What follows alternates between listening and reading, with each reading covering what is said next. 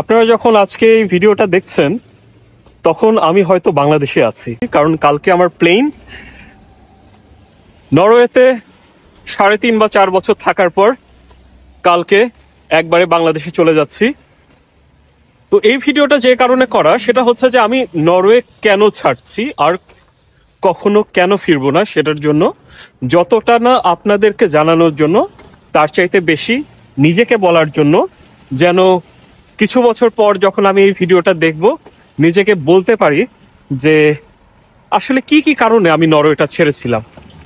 যাওয়ার আগে বলে রাখি, আমি আমার ডাক্তারের কাছে এসেছি, আমার ডেন্টিস্টের কাছে। আমার এই ডেন্টিস্ট নরওয়ে ছাড়ার অন্যতম কারণ। পানির মতো টাকা পয়সা খরচা করে ফেলছি, প্রায় 6-7 লাখ টাকার মতো, এখনো ঠিক হয়নি।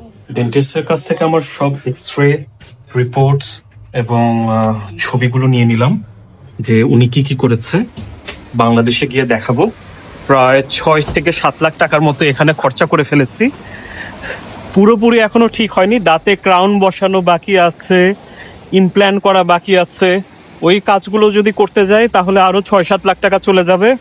মাফ চাই ভাই, বাংলাদেশে যাই করব। এটা আমার কফিনের ছিল শেষ পেরেক, এই দাঁতটা। ভিডিওর পরবর্তীতে এটা নিয়ে আরো বলবো।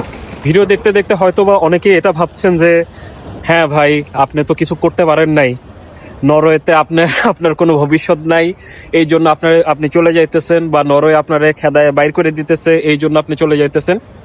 পার্শিয়ালি এই জিনিসগুলো সত্যি। আমি নিজেকে যে অবস্থানে দেখতে চেয়েছিলাম জীবনে এই বয়সে, তার আমি কোনোটাই অ্যাচিভ করতে পারিনি। এবং আমার মনে হচ্ছে যে প্রত্যেকটা মুহূর্ত যে আমি এখানে কাটাচ্ছি, এখানে আমি যে সময় পার হয়ে যাচ্ছে, কিন্তু আমার জীবনে কোনো গ্রোথ আসছে না, অ্যাকচুয়াল কোনো গ্রোথ হচ্ছে না। এবং আমার মনে হয় যে আমি যদি নরওয়েতে আরও কিছু বছর যদি থেকেও যাই এবং চেষ্টাও করি, আমার মনে হয় না আমি নিজেকে জীবনের যে পর্যায়ে দেখতে চাই আমি সেখানে দেখতে পাবো। দেখুন, এখানে আমি কখনো বিজনেস করতে পারবো না।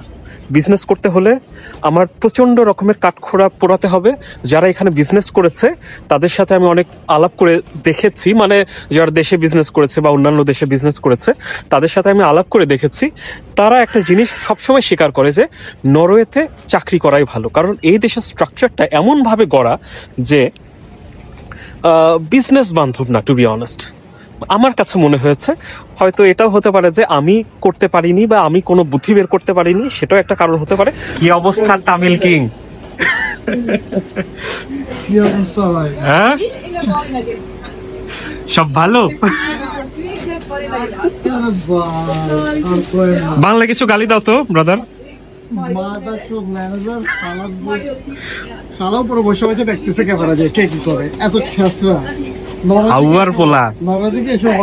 ও তো আমারও ম্যানেজার ছিল। আচ্ছা দাঁড়াও, আমি একটু ভিডিওতে তাহলে গালি দিয়ে নেই। ওকে, না দেখা হবে জনি, দেখা হবে। এ আসি, আশেপাশে আছে। ও আমার বাংলাদেশের ছোট ভাই, বার্গার কিং এ কাজ করছে। বার্গার কিং এ আমিও 1 মাস কাজ করেছি। 1 মাসে আমাকে 4 দিন শিফট দিয়েছিল, শনিবার রাত 12টা থেকে 4টা পর্যন্ত। ওর ম্যানেজার আর আমার ম্যানেজার সেম, মানে শনিবারে হচ্ছে রাত্রিবেলা সবচেয়ে বেশি ভিড় হয়, তো এই জন্য ওরা ওই সময় কাজটা করায় নেয়, কারণ ওই সময় ওদের প্রচুর পরিমাণে মানুষ লাগে। ওর সপ্তাহের আমাকে অন্য কোনো দিন মনে পড়ে না, সকালবেলা মনে পড়ে না, কোনো স্বাভাবিক কোনো সময় মনে পড়ে না। ওর আমাকে মনে পড়ে শুধুমাত্র শনিবার রাত 12টার দিকে, এবং ওই সময় আমাকে কাজ টাজ করায় নেয়। আমরা যারা বাংলাদেশিরা আছি আমাদেরকে মোটামুটি এসব সময়ে ওরা কাজ করায় নিত। তো বার্গার কিং এর বেতন দেয় হচ্ছে প্রায় 200 NOK 1 ঘন্টায়। সো যদি আপনি ছাত্র অবস্থায় যদি 80 ঘন্টা মাসে যদি কাজ করেন তাহলে আপনার বেতন আসবে প্রায় হচ্ছে 16,000 NOK। আর সেটা আপনার ট্যাক্স কাটার পর হয়তো আপনার থাকবে 13-14,000 NOK, এবং 13-14,000 NOK মোটামুটি লেগে যায়। মানে খুবই যদি আপনি মানে সস্তা ভাবে না চলেন, দেশে আসলে টাকা পাঠানো সম্ভব না, কারণ নরওয়ে খুবই এক্সপেন্সিভ একটা দেশ। যে কারণে আমি এই জিনিসগুলো বলছিলাম সেটা হচ্ছে যে চাকরি করে আমার মনে হয় না যে বাড়ি গাড়ি আমি কখনো করতে পারবো, অ্যাটলিস্ট এসব অড জব করে না, নেভার। হয়তো আমার দিনকাল চলে যাবে, আমি একসময় বৃদ্ধ হব, আমি বাসা বাড়িতে থাকতে পারবো, আমাকে হয়তো চাকরি বাকরি নিয়ে ভাবতে হবে না। তবে সারা জীবন হয়তো আমার এই কামলাই দিয়ে যাইতে হবে। আমি সারা জীবন কামলা দিতে পারবো না। এখন হয়তো ইয়াং আছি, ততদিন পর্যন্ত কামলা দিতে আমার সমস্যা নাই, কিন্তু বয়স হচ্ছে ভাই। আমার একটা বন্ধু বান্ধব সবাই মন্ত্রী মিনিস্টার পর্যায়ে চলে যাচ্ছে বা যাবে, বিসিএস ক্যাডার হয়েছে, রিসার্চার, সায়েন্টিস্ট অ্যান্ড এভরিথিং। আর আমি কি বার্গার কিং এর এমপ্লয়ি? আমি আমার একটা ফ্রেন্ডের সাথে খাওয়া দাওয়া করতে এসেছি একটা রেস্টুরেন্টে। না, আমি আমার ব্লগ বানাচ্ছিলাম। Sorry, I was making a blog and my friend is with me. That's my friend and this are the food. So যে বিষয়টা, you can start by the way, you start. I am about to say something. So যে জিনিসটা বলতে চাচ্ছিলাম যে যেহেতু কালকে আমার ফ্লাইট, তাই একটু খাওয়া দাওয়া করতে আসছি, ওর সাথে একটু দেখা করতে আসছি। আরেকটা রিজন যেটা বলতে চাচ্ছি, এই পুরো জিনিসটার দাম হচ্ছে প্রায় 700 এখানকার কারেন্সিতে। 700 মানে হচ্ছে প্রায় 8,000 টাকা। মানে শান্তি মতো করে কোথাও খাওয়া যায় না। বাংলাদেশে যদি এই খাবারটা যদি কোথাও যদি নিতাম, তাহলে আমার পড়তো সর্বোচ্চ 1,000 থেকে 1,200 টাকা, খুবই ভালো জায়গাতে হলো। কিন্তু এই জায়গাটাও মোটামুটি খুব বেশ জনপ্রিয়। আর্লিং হাল্যান্ড এখানে আসতে পছন্দ করে। কিন্তু যে জিনিসটা আসলে আমার মেইন পয়েন্ট, সেটা হচ্ছে যে এখানে শান্তি মতো করে কোথাও খাওয়া যায় না। আমার যদি খেতে হয়, আমার কষ্ট করে বাসায় খেতে হয়, কোনো জায়গায় যাইতে পারি না কারণ দাম অনেক বেশি। সাধারণ একটা খাবার খেলেও এতগুলো টাকা খরচা হয়ে যায়, পরে পুরো মাস জুড়ে সেটার জন্য আমার নিজের কপাল কুঁচতে হয়। খাওয়া দাওয়া শেষ, তো সময় হচ্ছে তৃতীয় রিজনের। তৃতীয় রিজন খুবই অবভিয়াস, আবহাওয়া। আমি এই আবহাওয়ার সাথে কখনোই অভ্যস্ত হতে পারবো না, পারিনি। এতগুলো বছর কাটিয়েছি, 4টা শীত পার করেছি, কিন্তু I still feel very uncomfortable. দেখুন চারিদিকটা, এখন বাজে হচ্ছে বিকেল 5টা এবং পুরোটা দিন এমনটা ছিল, পুরোটা দিন। এবং শুধু পুরোটা দিন বললে আসলে ভুল হবে, লাস্ট 7টা দিনই এমনটা। সূর্যের কোনো দেখা পাইনি আমি। এখানে সর্বোচ্চ কম তাপমাত্রা যেটা এক্সপিরিয়েন্স করেছি সেটা হচ্ছে -29, যখন আমি ট্রমসোতে গিয়েছিলাম। ওটা হচ্ছে একেবারে নর্থে, যখন নর্দার্ন লাইট দেখতে গিয়েছিলাম। আর এখানে সর্বোচ্চ তাপমাত্রা যেটা আমি অনুভব করেছি সেটা হচ্ছে +26, and it felt like +30, but that was for a very brief moment in the middle of July, and ওইটা খুব কম দিনের জন্য ছিল। মানে it's certainly not worth it. আমাদের দেশে যেখানে হচ্ছে সবসময় +40 থাকে, সেখানে এসে আমার মতো একজন মানুষের হঠাৎ করে এই আবহাওয়ায় মানিয়ে নেওয়া খুবই কঠিন। এবং কেউ যদি মনে করে যে আচ্ছা শীতের দিন তো অতটা বেশি না, ভাই শীতের দিন এখানে পুরো বছরটা 9 মাস তো কনফার্ম শীত। আর বাকি যে গ্রীষ্মটা দুর্দান্ত, অনেক সুন্দর লাগে, অনেক ট্যুরিস্ট আসে, খুবই ভালো লাগে দেখতে। But still it feels like winter. সকালবেলা একটু শীতের কাপড় পরতে হয় কারণ ঠান্ডা ঠান্ডা লাগে, অনেক বাতাস হয়, ভালো লাগে না। সত্যি কথা বলতে এই আবহাওয়ার সাথে আমি মনে হয় না কখনো মানিয়ে উঠতে পারবো। আরেকটা দুঃখের বিষয় হচ্ছে যে আমি যে এতগুলো বছর থাকলাম এখানে আমি কোনো বন্ধু করে উঠতে পারিনি। বন্ধু বলতে লাইক ঠিক আছে, আমি বাংলাদেশিদেরকে চিনি, তাদের সাথে বেশ আলাপ হয়, আড্ডা হয়, খাওয়া দাওয়া হয়, কিন্তু এখানে যারা লোকাল ছেলে মেয়েগুলো আছে তাদের মধ্যে আমার কোনো বন্ধু নেই। আমি এমন একজন মানুষ যে হচ্ছে যখন ঢাকায় ছিলাম, বগুড়ায় ছিলাম, তখন একসাথে অনেকগুলো মানুষের সাথে ওঠা বসা করতাম। আমার আশেপাশে অনেকগুলো মানুষ থাকতো। আমি মানুষ অনেক ভালোবাসি, বন্ধু অনেক ভালোবাসি, কথা বলতে ভালোবাসি, মানে বন্ধু বান্ধব আমার জান।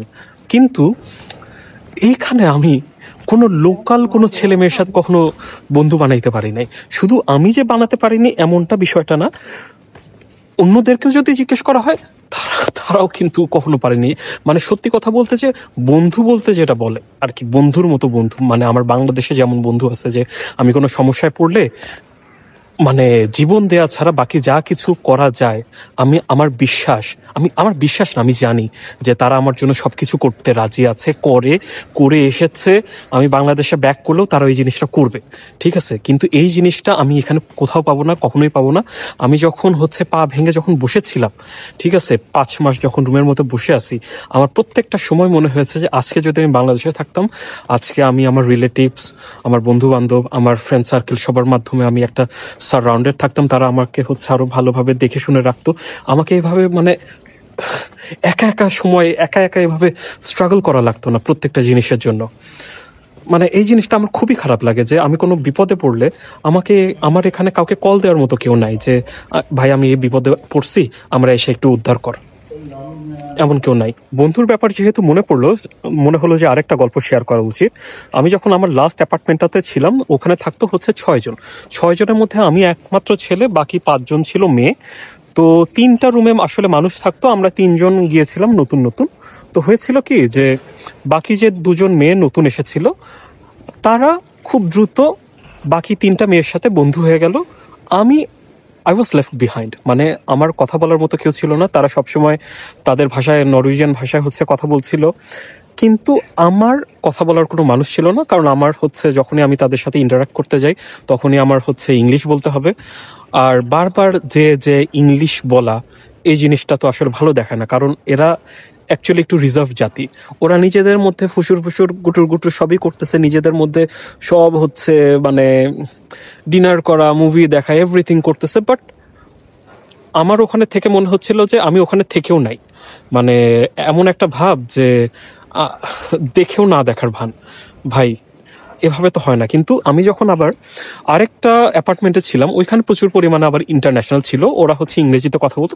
সেখানে কিন্তু আই হ্যাড আ ব্লাস্ট, মানে পার্টি, উইকেন্ডে একসাথে খাওয়া, ভাই এভরিথিং, বাইরে যাওয়া, ঠিক আছে, গল্প করা রাতের বেলা, এভরিথিং, রান্না করা, মানে যা যা করা সম্ভব। অ্যাকচুয়ালি আমি জিমে যাইতাম না, ওরা সবাই একসাথে জিমে যাইতো আর হাইকিং করতে যাইতো। আমি এই 2টা জিনিস করতাম না। বাট পার্টি টার্টি অ্যান্ড এভরিথিং, যতদিন ওই ইন্টারন্যাশনাল সার্কিটে ছিলাম, মানে আমাকে যদি একটু বলতে দেওয়া হয়, ইংরেজি বলতে দেওয়া হয়, আমি পারি, ঠিক আছে, সেখানে বন্ধু বানানো যায়। কিন্তু যেখানে পুরো ভাষাটাই মনে করেন অজানা, মানে জিনিসটা আমার জন্য না, সেখানে আমি বন্ধু কিভাবে বানাবো? আর ওরাও আগায় আসে না, যে ওরাও যে একটু ইয়ে করে বলবে যে আচ্ছা ঠিক আছে, ছেলেটা একটু একলা, যে ওর সাথে একটু তাইলে 2-1টা নস্কে, সরি, ইংলিশে একটু কথা বলি। না, ওরা জীবনও বলবে না। হয়তো আমার চেহারা খারাপ, এই জন্য হয়তো বলে না। আপনাদের চেহারা ভালো হইতে পারে, আপনাদের সাথে এসে বলতে পারে, বাট ভাই আমার সাথে বলে নাই। যতবার আমি নিজে যেচে যেচে যে কথা বলেছি, শুধুমাত্র ততটুকুই কথা হয়েছে। আর এখানে আরেকটা বিষয় কি, এখানে সারফেস লেভেলের কথাবার্তা হয়, লাইক ওয়েদার সম্পর্কে কথাবার্তা হয়, একটা কালচারাল একটা ডিফারেন্স নিয়ে কথাবার্তা হয়। কিন্তু একটা মানুষ সম্পর্কে যে পরিপূর্ণভাবে জানা, ঠিক আছে, বা একটা ফ্রেন্ড বানানো, you know what I mean, এই জিনিসটা হয় না। আই ডোন্ট নো ওয়াই হয় না। বাট আমার বিশ্বাস, যদি আমি এ দেশের ভাষায় কথা বলতাম, নস্কে কথা বলতাম, তাহলে এই জিনিসটা সম্ভব ছিল, খুবই সম্ভব ছিল। আমি জানি এটা আমি পারতাম, সবাই পারতো। যারা যারা এ দেশের ভাষায় কথা বলে তারা এ দেশের বন্ধু বানায়। কিন্তু ইংরেজিতে বলে আসলে জিনিসটা কঠিন, অন্তত আমাদের চামড়ায় কঠিন। পঞ্চম রিজনটা হলো ভাষাগত যে জটিলতা এখানে আছে। দেখুন, আমি 4 বছর বয়স থেকে ইংরেজি শিখছি, এতগুলো বছর হয়ে গেছে, কিন্তু আমি এখনো ইংরেজিতে অতটা কমফোর্টেবল না। যখনই কথা বলতে যাই আমার গলা শুকিয়ে আসে। এখন আমি যে বিষয় নিয়ে পড়াশোনা করেছি, এতে যদি আমার চাকরি পেতে হয়, আমার ভাষাগত দক্ষতা খুবই ভালো হতে হবে এবং নরওয়েজিয়ান হতে হবে। এখন দেখেন, আমি এতগুলো বছর ইংরেজি শিখেছি, এটাই আজও পর্যন্ত ভালো করে বলতে পারি না। এখন আমি কতদিনে নরওয়েজিয়ান শিখবো, আর কতদিনে সেটা বলবো, এবং কতদিনে সেটা বলে আবার একটা চাকরি পাবো? ভাই, এ তো অনেক বছরের ইয়ে হয়ে গেল। সো যেটা বলতে চাচ্ছি সেটা হচ্ছে যে, মানে অন্তত আমাদের লাইনে, আমি যে লাইনে পড়াশোনা করেছি, সেখানে ভাষাগত যদি দক্ষতা যদি না থাকে, তাহলে আমি কখনোই ভালো চাকরি কখনো পাবো না। আমাকে সবসময় এরকম অড জব করে যেতে হবে, এগুলো ওয়্যার হাউস, রেস্টুরেন্ট, এসব জায়গায় জব করে যেতে হবে। ভাই, আমি এখন হয়তো একটু বয়স আমার কম আছে, কিন্তু যখন আমার বয়স একটু বেশির দিকে চলে যাবে, আমার এসব চাকরিতে তো মানায় না। আর আমি এক বড় ভাইকে চিনতাম, আমার ভাইয়ার ফ্রেন্ড। উনি এখানকার ওনার পাসপোর্ট ছিল, গাড়ি ছিল, বাড়ি ছিল, এভরিথিং ছিল, কিন্তু উনি স্টিল ইউএসএতে মুভ করেছে। আমি যখন জিজ্ঞেস করলাম, ভাইয়া তুমি ইউএসএতে কেন চলে যাচ্ছ, তখন উনি আমাকে বলে যে, দেখো ভাইয়া, আমার যে এখানে যোগ্যতা, সেখানে সে হিসেবে আমি অনেক কিছু ডিজার্ভ করি, ঠিক আছে, লাইক ম্যানেজারিয়াল পোস্ট ডিজার্ভ করি। কিন্তু ওদের মধ্যে এমন একটা টেন্ডেন্সি আছে কি, যে ম্যানেজার টাইপের পোস্টগুলো, মানে একেবারে হায়ার র্যাঙ্কিং পোস্টগুলো, ওরা নরওয়েজিয়ান ছাড়া কাউকে দিতে চায় না। আবার যদি নরওয়েজিয়ান কাউকে যদি না পায়, তখন ওরা চেষ্টা করে যে ইউরোপিয়ান কাউকে দিতে, যে আচ্ছা ঠিক আছে, এদের মধ্যে যেন কেউ থাকে। যখন ইউরোপিয়ান কাউকে পায় না, ঠিক তখন ওরা হচ্ছে ঠিক আছে, আচ্ছা আমরা এখন এশিয়ান কাউকে খুঁজতে পারি, ঠিক আছে, এমন গোত্রের কাউকে দেয়া গেলেও যেতে পারে। সো বুঝতেছেন, মানে আপনি যদি বড় হতে চান, মানে অনেক বড় হইতে চান, ঠিক আছে, আপনার যোগ্যতা অনুযায়ী কোনো কিছু পেতে চান, তাহলে এই জায়গাটা বেশ কঠিন। তো আমি ভাইয়াকে জিজ্ঞেস করেছিলাম যে ভাইয়া তুমি কি এই দেশের ভাষা পারো না? বলছেন না আমি তো পারি, ভালোই পারি, B2 লেভেলে পারি, কিন্তু মানে ওই যে চামড়া, এবং এটা তো আর নেটিভ ল্যাঙ্গুয়েজ না। B2 কিন্তু still a bit lower then C1 or maybe C2, because আপনি হয়তো জেনারেল কনভারসেশন করতে পারছেন, কেমন আছো, কি করছো, আজকে গতকাল কি করলা, কি করবা, এসব হয়তো করতে পারতেছেন, কিন্তু ওই যে গভীর যে একটা কনভারসেশন হয় না, লাইক পলিটিক্স নিয়ে, ধর্ম নিয়ে, ভালোবাসা নিয়ে, এই জিনিস কিন্তু করা কঠিন।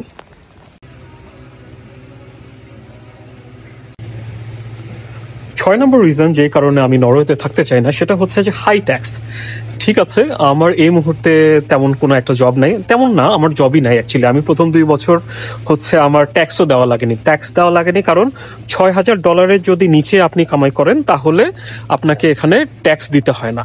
সো আমার অবস্থা এতটাই করুণ ছিল যে প্রথম 2 বছর আমি $6,000ও কামাই করি নাই। এখন যদি আপনি বেশি কামাই করেন, লেটস জাস্ট ওই যে বার্গার কিং এর যে প্রথমে যে একটা উদাহরণ দিলাম, ওইটা যদি আপনি করেন, ওইভাবে যদি আপনি কামাই করেন, তাহলে আপনাকে মোর অর লেস আপনাকে দিতে হবে 17 থেকে 20%। কিন্তু যদি আপনার বেতন যদি বাড়ে, ঠিক আছে, তাহলে কি হবে?